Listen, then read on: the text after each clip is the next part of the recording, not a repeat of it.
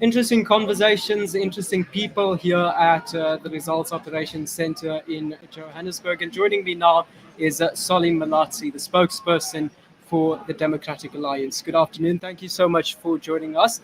An interesting election, a watershed election indeed. How's the DA feeling so far? Thanks for having us here. The DA is doing very well in this election. I mean, around mid-morning today, we crossed the 2 million mark votes for the DA. And this is what our internal tracks were also showing, that we will have a positive growth in this election. The size of that positive growth, we will have a much more definitive indication of it once 80% of the votes have been counted. But we are also seeing that we are regaining some of the votes that we lost in 2019. You remember that in 2019, the DA suffered an electoral setback for the first time in its history. So we are regaining some of those lost votes, but we are also seeing that we are growing amongst Indian votes and also amongst black votes in townships. And there's very interesting stats that are emerging with our performance in Soweto, Soshanguve, and Tembisa, where we are seeing an increase in our performance compared to 2019. So it's very encouraging signs that are emerging. What would you attribute those encouraging signs to?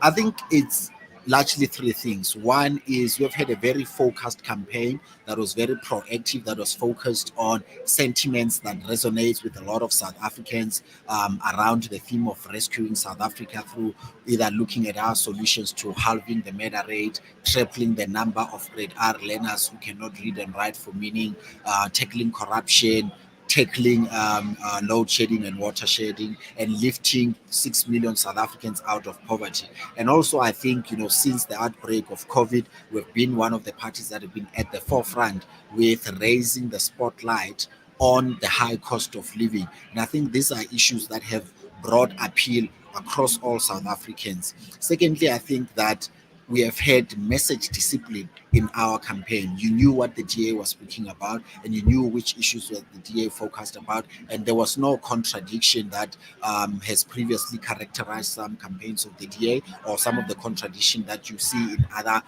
in other political parties taking place. Mr. Malatsi, just finally, we have entered territory of coalition, at least in the Northern Cape, where no party was able to win an outright majority. And that, of course, an indication of the similar trends in other provinces and, of course, nationally as well.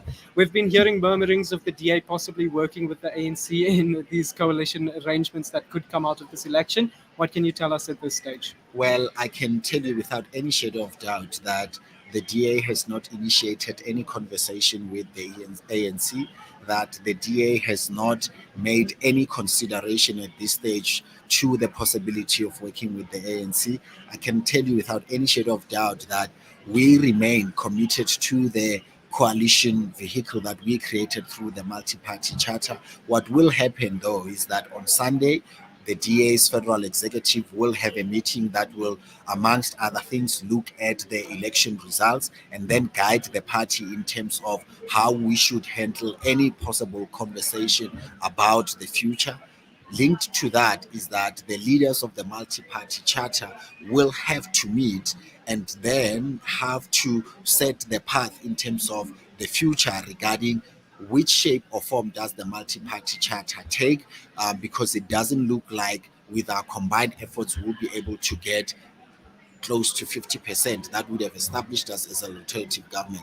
And once those conversations have taken place, we'll then be in a position to say, informed by these two conversations, this is our position with regard to any future. But our first priority of coalitions is linked towards the multi-party charter.